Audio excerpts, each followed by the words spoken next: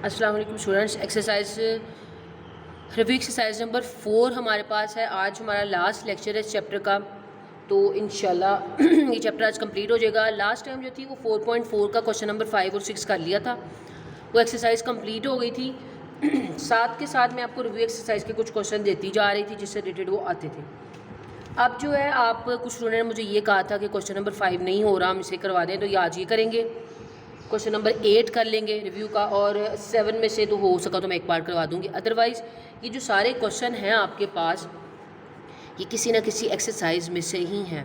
जब जब वो एक्सरसाइज होती रही है, मैंने आपको बताया, नहीं भी पता चल रहा तो आप जब पीछे पूरा चैप्टर कर लोगे, जब आप ये क्वेश्चन देखोगे तो आपको समझ आ जानी चाहिए। ठीक है, बहरहाल मैं फिर भी बता दूंगी आज की कौन सा जो क्वेश्चन है वो किस एक्सरसाइज से रिलेटेड है, ताकि जब आप वो एक्सरसाइज करो तो साथ ही उसके ये भी कर लिया करो। लास्ट में जब करोगे तब कंफ्यूज होगे। ठीक है, बहरहाल हम क्वेश्चन नंबर 5 कर रहे हैं। उसने फाइंड करने को कहा है, ये फाइंड करें x+1 x³ + 1 / x³ और xy, ये दो चीज़ें उसने हमें फाइंड करने को कही हैं, जबकि उसने जो गिवन दी है वो x+5 है और x+y है और x-y है। अब बेटा 4.1 अगर आपको याद हो तो मैं अगर खोल लूँ तो यहाँ पर 4.2 से पहले पेज नंबर 83 पे मैंने ये दो फार्मूलाज आइडेंटिटीज से लिखवाई थी आपको, कि जब a+b और a-b दिया हो, या a+b और a-b दिया हो, तो यहाँ तो ये फार्मूला यूज़ होता है या ये फार्मूला यूज़ होता है। वो हम कैसे देखते हैं कि कौन सा यूज़ होता है? अगर उन्होंने क्वेश्चन में मांगा हो कोई a² + b², यानी पहली वैल्यू का स्क्वायर और दूसरी वैल्यू का स्क्वायर एडिशन में, तो ये वाला फार्मूला यूज़ करते थे। अगर कुछ a b मांगा हो, यानी दो वैल्यू मल्टीप्लाई में मांगी हो, तो ये वाला फार्मूला यूज़ करते थे। अब आप देखिए, उसने इस तरह की वैल्यूज दे के ये पूछा और ये पूछा, क्या ये a b, यानी a b का मतलब मल्टीप्लाई वाली वैल्यू, तो क्या x y उसने नहीं मांगा? इसका मतलब जब x+y और x-y दिया हो और कुछ ऐसा पूछ ले या स्क्वायर में पूछ ले, तो इसका मतलब ये दोनों आइडेंटिटीज़ यूज़ होती हैं। तो हम बाय यूजिंग फार्मूला अगर यहाँ लिखें तो फार्मूला आपके पास क्या है, ये सॉल्यूशन स्टार्ट हो गया है, ये है, और इस साइड पे है जी 4ab। ये फार्मूला मैंने लिखा है। अब इसके अकॉर्डिंग इसको सॉल्व करें। कैसे सॉल्व होगा? यानी मैं अगर फार्मूला अप्लाई कर रही हूँ, यहाँ तो a b है ना, हम xy क्योंकि हमारे पास दिया हुआ है, हम xy के अकॉर्डिंग इसको चेंज करने लगे हैं। तो क्या ये देखें, हमें इसमें xy नहीं चाहिए। जब हम इसमें सारी वैल्यूज पुट करेंगे तो जो पीछे बचेगा वो xy बचेगा और हमारे पास अपना आंसर आ जाएगा। ये 4.2 का मेरा ख्याल पहला और दूसरा क्वेश्चन था। आप इस पर लिख लिया करें कि क्वेश्चन नंबर 1 और 2 था, आई थिंक सो 4.2 का, ये उससे रिलेटेड है। ऐसे जब लिख लेंगे तो बाद में मसला नहीं होगा आपके लिए। ठीक है, x+y का आंसर था 5, उसका इसकी वैल्यू लगाई, ऊपर वाला स्क्वायर वैसे ही आ गया, इसकी वैल्यू लगाई, ऊपर वाला स्क्वायर वैसे ही आ गया। 4 एज इट इज़। इसको हम सॉल्व कर लें। 5 5 = 25, 3 3 = 9। अब आपको स्क्वायर ओपन करने आते हैं। ये आ गया 16 और ये आ गया 4। 4 हमें xy चाहिए, 4 इसके साथ मल्टीप्लाई हो रहा है, इधर आके डिवाइड हो जाएगा। 4 1 = 4, 4 4 = 16, यानी xy का आंसर आ गया 4। एक वैल्यू फाइंड आउट कर ली, ये रह गई है। अब बेटा एक बात, ये भी उसी में से ही आया है 4 पॉइंट, मैं आपको बता देती हूँ। वो 4.2 में से था, ये भी बिल्कुल 4.2 में से ही है। ये देखें 10 वाले क्वेश्चन की तरह, x³ + 1 / x³ फाइंड करें, ये x³ - 1 / x³ फाइंड करें। ये इससे भी रिलेटेड मिलता जुलता है। ये सारे क्वेश्चन जैसे है, आप उसके आगे लिख भी सकते हैं।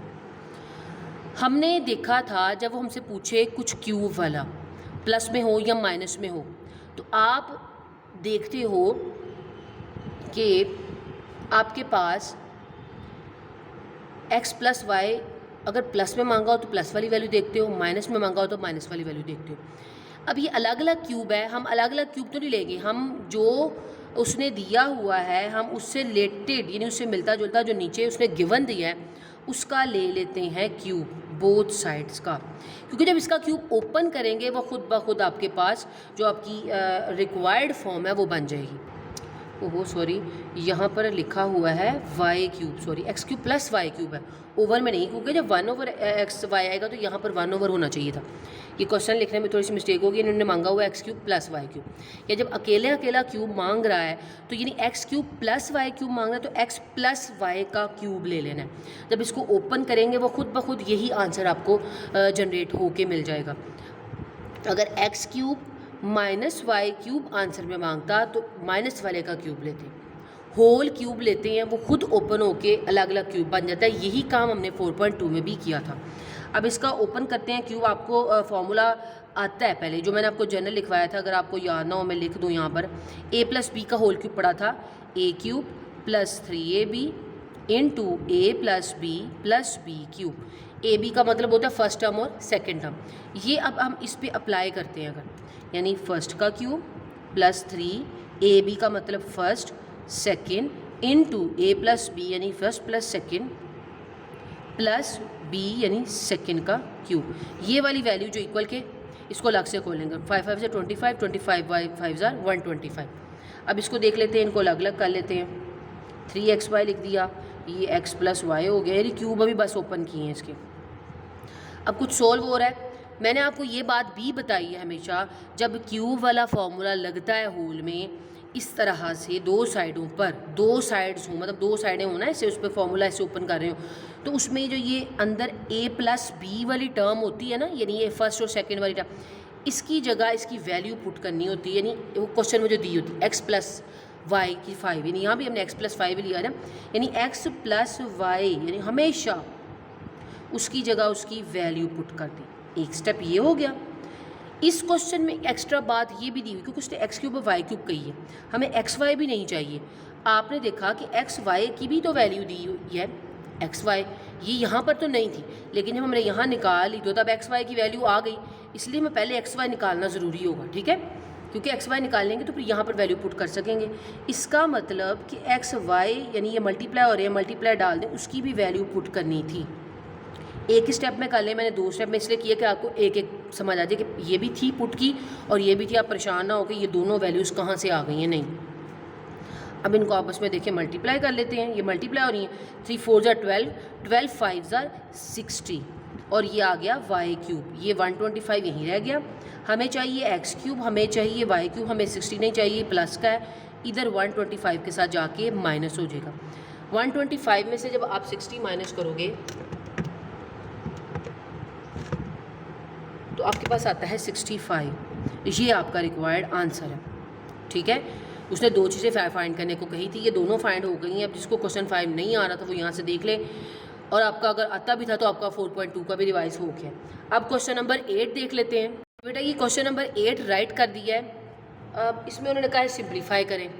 आपको पता है जितने भी क्वेश्चन में पीछे सिंप्लीफाई आया है, सपोज मैं अगर आपको पीछे से दिखाऊँ, जैसे ये क्वेश्चन होता था 4.4 का, सिंप्लीफाई करें, बिल्कुल ऐसा ही क्वेश्चन है। जब भी नीचे रूट आ जाए सिंप्लीफाई करना हो, हम क्या करते होते थे, हमने इसको ऐड करना है, लेकिन उससे पहले हम इसको अलग अलग सॉल्व करते थे और इसको रैशनलाइज करते थे। बिल्कुल वही बात वो इस क्वेश्चन में कह रहा है। ये 4.4 से रिलेटेड दोनों क्वेश्चन है, इनको सिंप्लीफाई करना है, मतलब इनको रैशनलाइज करना है, यानी 4.4 से रिलेटेड क्वेश्चन है। तो एक मैं करवा देती हूँ, एक आप फिर कर लीजिएगा। ये मैंने क्वेश्चन लिखा। अब रैशनलाइज करना तब होता है जब नीचे प्लस माइनस हो, हम उसी वैल्यू को लिखते हैं। अब ये वैल्यूज़ बड़ी आ गई थोड़ी, फर्स्ट वैल्यू और सेकंड वैल्यू और दरमियान वाली का साइन चेंज कर दिया और इसको ऊपर नीचे लिख दिया दरमियान वाली। ये दरमियान वाली टर्म है, ये तो पूरी एक टर्म है, ये दूसरी टर्म है, ये उसके दरमियान वाला साइन है। तो दरमियान वाला साइन सिर्फ चेंज होगा, आपने ये नहीं करना कि अंदर वाली वैल्यूज़ के साइन चेंज करने बैठ जाए, ठीक है। अभी मैंने सिर्फ इसको रैशनलाइज किया है। अब इसको थोड़ा सिंप्लीफाई कर लेते हैं और हमारा आंसर आ जाएगा। ऊपर वाली टर्म ऊपर से मल्टीप्लाई होती है, डिनोमिनेटर से मल्टीप्लाई होता है। ये फुल एक टर्म है, ये फुल एक टर्म है, ये पूरी की पूरी इससे मल्टीप्लाई होगी। देखिए मैं इसको लिख लेती हूँ, चलें एक स्टेप एक्स्ट्रा हो जाएगा, इसको पहले लिख लेते हैं सिर्फ। ये वैल्यू, अब ये 2 बड़ी वैल्यूज़ थे ना, इसलिए मैंने ब्रैकेट का यूज़ किया। मैंने आपको हमेशा बताया है जब ऐसे कुछ बड़ा मल्टीप्लाई के लिए आ जाए आप ब्रैकेट यूज़ कर लें। ओवर ये इससे मल्टीप्लाई हो रही है, लिख लेते हैं इसको भी। फर्स्ट वैल्यू मल्टीप्लाई ये पूरी की पूरी सेकंड वन। अब हो गया ये। अब आपको पता है ये वाली वैल्यू इससे मल्टीप्लाई हो रही है, ये फर्स्ट सेम है, सेकंड सेम है, साइन भी सेम है, 1 और 2 वैल्यूज़ मल्टीप्लाई हो रही हो, नीचे वाला सेम हो, पावर्स ऐड हो जाती हैं मल्टीप्लाई में।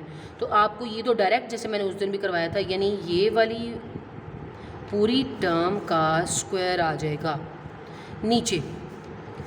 पहले वाली सेम है, दूसरे वाली सेम है, एक में माइनस है, एक में प्लस है। कौन सा फॉर्मूला लगेगा जो हम पूरी 4.4 में लगा रहे थे इस तरह के क्वेश्चन में, ए स्क्वायर माइनस बी स्क्वायर। ये ए माइनस बी है, ये ए प्लस बी है, इसकी जगह लग जाएगा ए, यानी ए का मतलब पहली फुल टर्म दूसरी फुल टर्म दोनों एक जैसी है ना, ए का स्क्वायर माइनस यानी फर्स्ट का स्क्वायर माइनस सेकेंड फुल का स्क्वायर। अब इसका यानी ऊपर वाले का होल स्क्वायर ओपन करना पड़ेगा। क्या स्क्वायर ओपन हो रहा है, यानी ए प्लस बी का स्क्वायर ओपन हो रहा है, a square plus 2ab plus b square. Open करें इसको, यानी आपके पास इस यानी एक ए का स्क्वायर प्लस 2 ए के आपके पास ये, बी है आपके पास ये, प्लस बी फिर है ये और इसका स्क्वायर, यानी ये फॉर्मूला इस पे लगाया है, फर्स्ट का square plus 2ab plus second का स्क्वायर। अब इसको ओपन कर लेते हैं, ये तो इससे कट गया, ये इससे कट गया, पीछे रह गया जी हमारे, और सॉरी नीचे भी तो लिखना है ना, नीचे वाली टर्म नहीं लिखी अभी, नीचे वाली, अब ये इससे कट गया, ये इससे कट गया, पीछे हमारे पास नीचे क्या बचा। अच्छा अब ये बात और एक चीज़ का और ख्याल रखना है, ये देखें ये हमने ऐसे डाल, अभी इनके स्क्वायर ओपन हो गए, स्क्वायर रूट ओपन हो गए, क्योंकि दरमियान में माइनस का साइन था तो इसलिए, और ये वैल्यूज़ एक से बड़ी है, जब माइनस का साइन आ जाए मैंने कहा था ब्रैकेट यूज़ कर लिया करो, क्योंकि बाहर वाले माइनस की वजह से अंदर वाले साइन चेंज होने होते हैं इस वजह से। ठीक है, अब फिर नेक्स्ट स्टेप कर लेते हैं, ऊपर वाले को ज़रा ओपन करके लिख लेते हैं। इसका स्क्वायर ख़त्म हो गया था, मैंने आपको बताया था कि जब ऐसे मल्टीप्लाई में स्क्वायर रूट हो तो वो अलग अलग हो सकता है, और जब वो अलग अलग हो तो उसको इकट्ठा बना सकते हैं। ये अलग अलग स्क्वायर रूट है, इनको एक में ही लिख लेते हैं, यानी ये पूरी वैल्यू क्या होगी, फर्स्ट वैल्यू और ये सेकंड वैल्यू एक में ही लिख ली मल्टीप्लाई डाल के। इसका स्क्वायर रूट ख़त्म हो गया, ये वैसे ही आ गया, ठीक हो गया, डिवाइड डाल दिया, ये इससे कट भी गई है। नीचे का देखें स्क्वायर जो है ना, ये माइनस ओपन कर लेते हैं, जो माइनस है वो प्लस, जो प्लस है वो माइनस, ये इससे कट गया। अब देखते हैं हमारे पास बचा क्या क्या। अब आपको ये चीज़ नज़र आ रही है कि ये वाली वैल्यू इससे मल्टीप्लाई होगी, आपकी मर्ज़ी, आप ऐसे मल्टीप्लाई कर लो, इसको इससे करो, फिर इसको इससे करो, फिर इसको फिर से करो, फिर इसको इससे करो, या ये देखें ये दोनों सेम है, दूसरी दोनों सेम है, प्लस माइनस का फ़र्क है। कौन सा फार्मूला फिर लग रहा है, ए प्लस बी, ए माइनस बी, इस पर कौन सा फार्मूला लग सकता है, यानी ए, अब इसमें क्या है, ये पूरी, ये देखें ये ए है, यानी ए का स्क्वायर माइनस बी का स्क्वायर। अब ये इस जो ए वैल्यू के ऊपर अपना स्क्वायर भी है और ये फॉर्मूले का स्क्वायर है, ठीक है, इस बात का ख्याल रखना है। नीचे क्या बचा, 2 + 2 4, ये ए स्क्वायर है, ये ए स्क्वायर है, ये कितने ए स्क्वायर हो गए, 2 ए स्क्वायर हो गए, ये 2 हो गया, अंदर वाले को जब खोलेंगे पावर और पावर मल्टीप्लाई होती है, a⁴ और 4 हो गया, ये हमने 7 मल्टीप्लाई कर दिया तो नीचे रह गया 4, ठीक है, ये सिंप्लीफाई हो गया। इसको और सिंप्लीफाई इधर ही कर लेते हैं, इसमें और इसमें 2 कॉमन है, अंदर क्या बचा आपके पास, कॉमन ले सकते होते हैं ना लास्ट पे, क्यों कॉमन लेते हैं, जब ये नीचे और ऊपर कटिंग हो जाती है। तो लास्ट जो है हमारे पास स्टेप क्या बचता है, हम नेक्स्ट पेज पे चलते हैं, अगर वो हमारे पास बच रहा है a² प्लस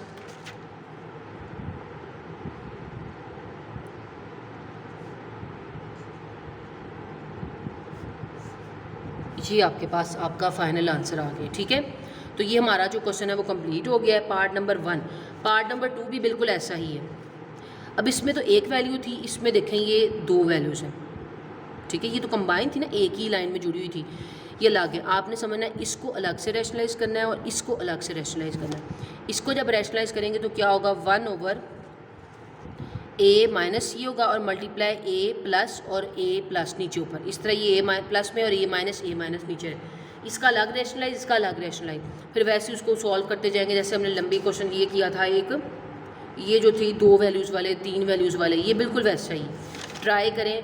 जैसे आपने कल पूछ लिया था स्टूडेंट ने कि मैम ये वाला क्वेश्चन नहीं हुआ, तो मैंने करवा दिया है वो, इनमें से भी जो नहीं होगा वो मुझसे पूछ लेना है, ख़ास तौर पे जो क्वेश्चन नंबर 7 है और क्वेश्चन नंबर 6 है, ये बहुत इंपॉर्टेंट होता है, इसमें से क्वेश्चन आ जाता होता है लाजमी, इसको लाजमी सबने कर लेना है। फिर मुझे बताना है जिससे ये नहीं होगा वो मैं उसको जो ख़ास तौर पर जो लास्ट वाले 2 पार्ट्स हैं ये खुद अपने हाथ से कर लेने हैं, जिससे फिर नहीं होगा मुझे बता दें कि ये वाला हमसे नहीं हो, फिर मैं उसको करवा दूँगी। ठीक है, मंडे से इंशाल्लाह भी हमारा चैप्टर बिल्कुल कंप्लीट हो गया है। जो डेफिनेशन है हर एक डेफिनेशन करनी है, स्पेशली जो आपकी बुक के पीछे लिखी होती है ना चैप्टर वाइज, ये देखें ये फर्स्ट चैप्टर की सब लिखी इनमें से बोर्ड में आती हैं, यानी वो पीछे से खोलते हैं बुक और इधर से देते हैं, असल में ये सारी की सारी लिखी होती हैं। तो ये ज़रूर लाजमी किया करें, यहाँ से देखा करें कि मेरी सारी हो गई।